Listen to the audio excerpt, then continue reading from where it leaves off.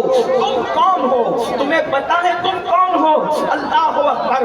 جانتے ہیں جب جوان اپنی ذمہ داری کا احساس کر لیتا ہے, میرے جملے پہ غور کرنا, علماء کی معلومات میں اضافہ تو نہیں کروں گا لیکن اس لیے ان کی توجہ چاہتا ہوں, اگر میں صحیح کہہ رہا ہوں تو یہ مجھے دعا دیں گے, میری تائید کریں گے, اور اگر غلط کہہ رہا ہوں تو میری اصلاح کریں گے. میری قوم کے جوانوں, آپ کیا سمجھتے ہو جوانی کو؟ اللہ کے رسول صادق و مصدوق مصطفیٰ جان رحمت صلی اللہ علیہ وآلہ وسلم فرماتے ہیں, جو جوان حرام کاری سے بچ کر اللہ کا فرما بردار بن جاتا ہے تو بعض فرشتے اس کے پیچھے ہو جاتے ہیں اور وہ بعض فرشتوں سے افضل ہو جاتا ہے. معصوم فرشتوں سے, بعض معصوم فرشتوں سے, فرشتے تو سبھی معصوم ہیں, ان بعض عوام فرشتوں سے اس جوان کا مرتبہ بلند ہو جاتا ہے جو جوان حرام کام کرنا چھوڑ دیتا ہے. مسلمان جوان, تو فرشتے سے بہتر بن سکتا ہے, تو فرشتے سے آگے نکل سکتا ہے. کب؟ جب تو اپنی ذمہ داری کا احساس کرے, جب تو حرام کام چھوڑ دے. اور اگر تو یہ نہیں کرتا, اگر تو حرام میں ڈوبا رہے گا, تو حرام کے اندر مبتلا رہے گا, اللہ کی نافرمانی کرتا رہے گا, تو پھر کتے تجھ سے بہتر ہوں گے اور تو کتوں سے بدتر ہو جائے گا. خنزیر تجھ سے, سور تجھ سے بہتر ہوگا. اس اعتبار سے تو سور سے بدتر ہو جائے گا, اس اعتبار سے کہ سور تو سور ہے مگر اس نے حرام کام نہیں کیے, اس نے اللہ کی نافرمانی نہیں کی, اس نے اللہ کو ناراض نہیں کیا.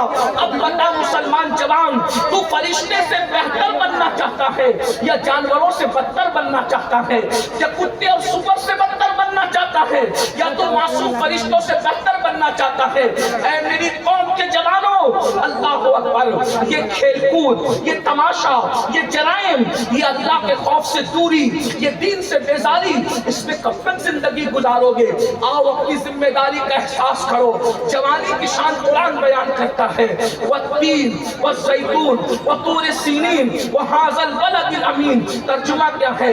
تین کی قسم, زیتون کی قسم, طور سینا کی قسم, بلد امین مکہ المکرمہ کی قسم. اور دوسرے مقام پر تفسیری ترجمہ یہ ہے, ولادت گاہ ابراہیم کی قسم, ولادت گاہ عیسیٰ کی قسم, ولادت گاہ موسیٰ کی قسم, ولادت گاہ محمد رسول اللہ کی قسم.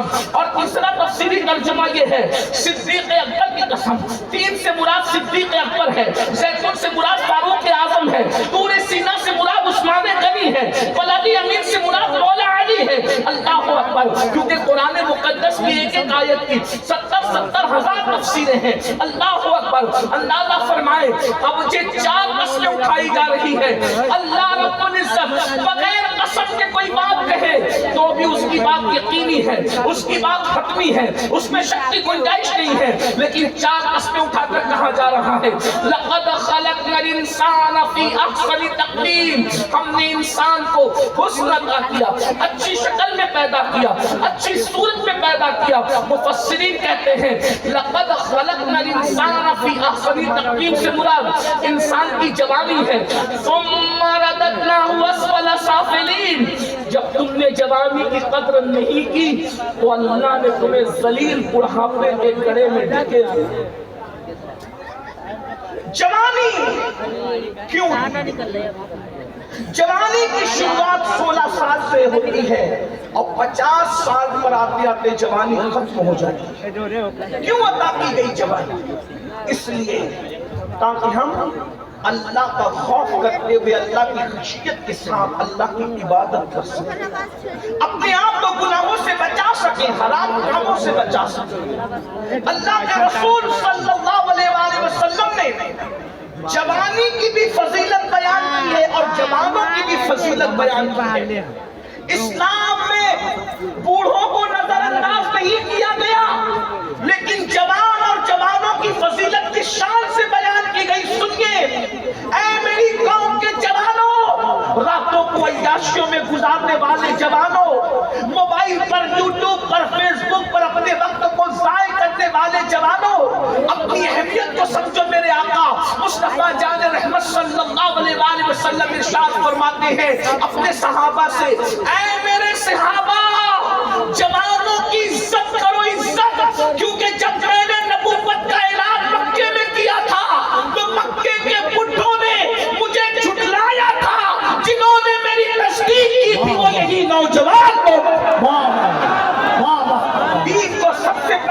نے قبول کیا. وہ جوان لوگ تھے. کون جوان لوگ تھے؟ سنو اللہ اکبر. وہ 32 سال کا جوان تھا جسے دنیا عمر ابن خطاب کہتی ہے. حضرت خالد بن ولید ہو، ابو ذر غفاری ہو، حضرت سیدنا مقداد ہو، حضرت سیدنا بلال ہو، یہ سب کے سب جوان تھے. اور پھر اللہ کے رسول علیہ الصلوۃ والتسلیم کے صحابی سعد بن ابی وقاص فرماتے ہیں ابھی میرے چہرے پہ داڑھی کے بال بھی نہیں نکلے تھے، میں صرف 16-17 سال کا تھا کہ احد کے میدان میں حضور کے ابرو پر آنے والے ہر تیر کو میں اپنے سینے پر لیا کرتا تھا اور حضور مجھے تیر اٹھا کر دیتے اور میں کمان میں رکھ کر کے تیر چلاتا جاتا. اس وقت حضور مجھ سے کہتے فدا قومی وابی یا سعد، اے سعد تجھ پر میرے ماں باپ قربان ہو جائیں، تیر چلاتا جا تیرا نشانہ کبھی خطا نہ کرے. کہتے اس وقت میری عمر صرف 16-17 سال کی تھی. میری قوم کے جوانوں مجھے بتاؤ، بدر کے فاتحین سب جوان تھے، احد کے فاتحین سب جوان تھے، خندق کے فاتحین سب جوان تھے، اور خیبر کا فاتح تو ایسا جوان تھا کہ اس کو کبھی بڑھاپے نے گھیرا ہی نہیں، کیونکہ مصطفیٰ جان رحمت نے فرمایا لا فتح الا علی، لا سیف الا ذوالفقار. علی کی طرح کوئی بہادر جوان نہیں ہے اور ذوالفقار کی طرح کوئی تلوار نہیں ہے.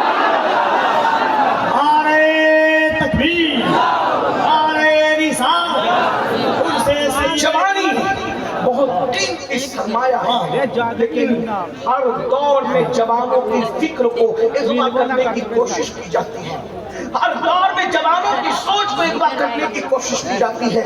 تھوڑی سنجیدگی کے ساتھ سوچئے، جو رسول عزت والے رسول اپنی قوم کے جوانوں کے لیے کہے کہ جوانوں کی عزت کرو، کیونکہ بڈھوں نے جھٹلایا، عتبہ شیبہ یہ سب 65 لوگ تھے، انہوں نے جھٹلایا. ان بڈھوں نے رسول اللہ کو جھٹلایا. ابو جہل، ابو لہب، یہ سب بڈھے لوگ تھے، ان سب ظالموں نے جھٹلایا.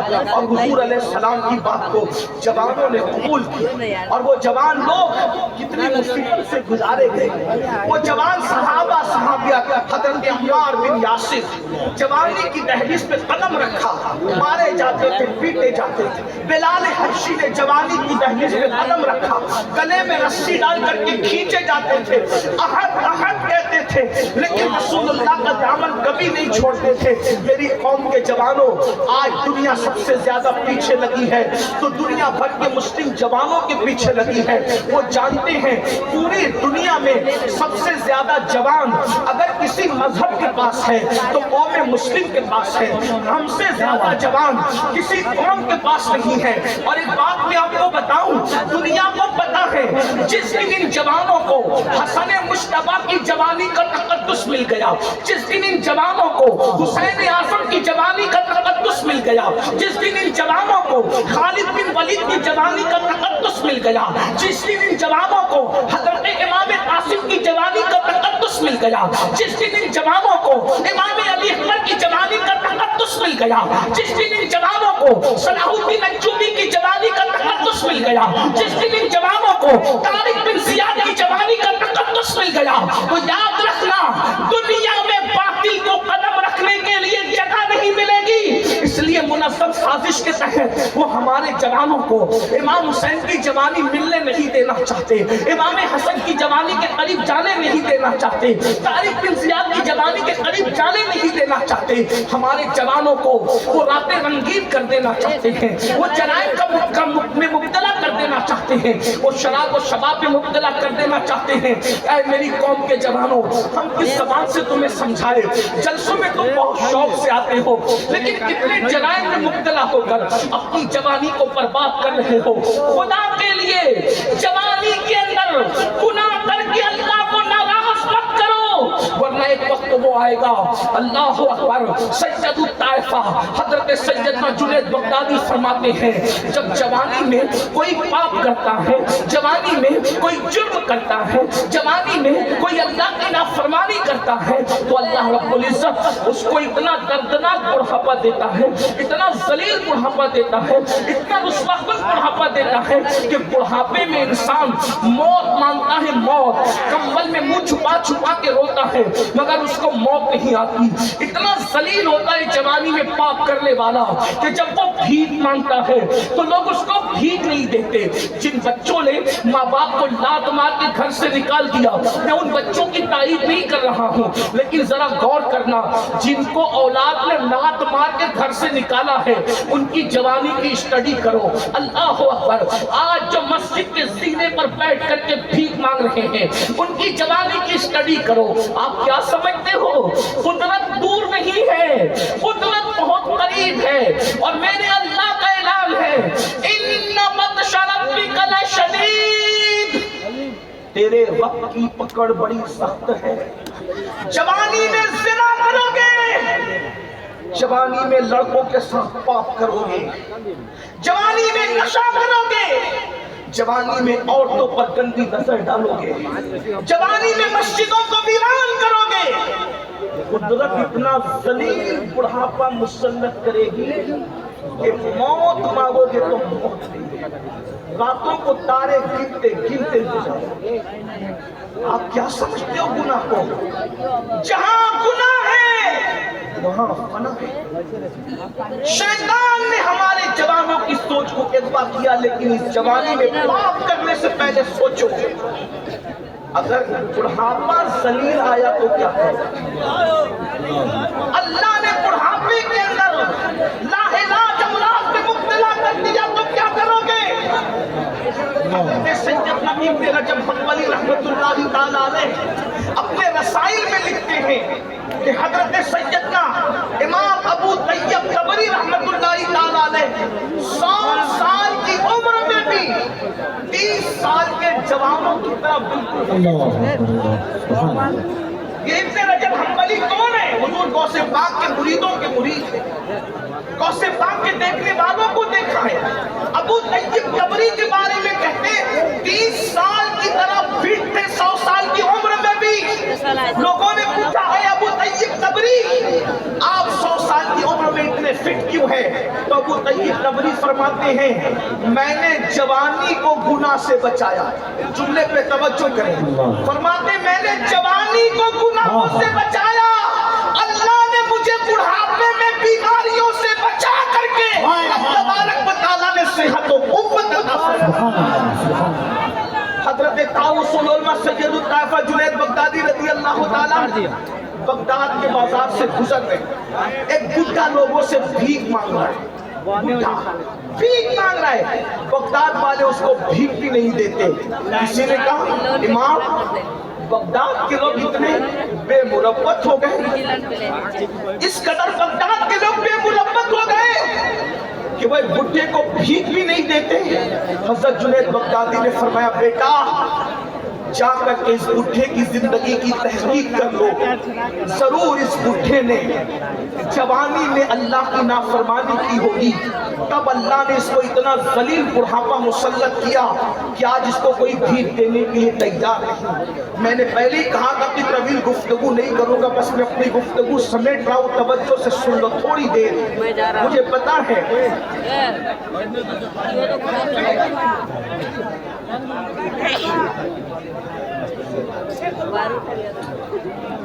میں آپ کے شوق کو بھی جانتا ہوں, آپ کی محبتوں کو بھی جانتا ہوں. آپ یہ جو شور کر رہے ہیں صرف مجھے دیکھنے کے لیے, لیکن ایک بات آپ سے کہتا ہوں, میرا چہرہ اتنا قیمتی نہیں ہے جتنا رسول اللہ کی حدیث کی. مجھے اس پر بہت افسوس ہوتا ہے, ہم شخصیت پرستی میں اتنے ڈوب گئے کہ ہم حضور کی محبتوں سے کہیں کہیں دور نظر آنے. بھائیو حضور کے سامنے کوئی کچھ نہیں ہے.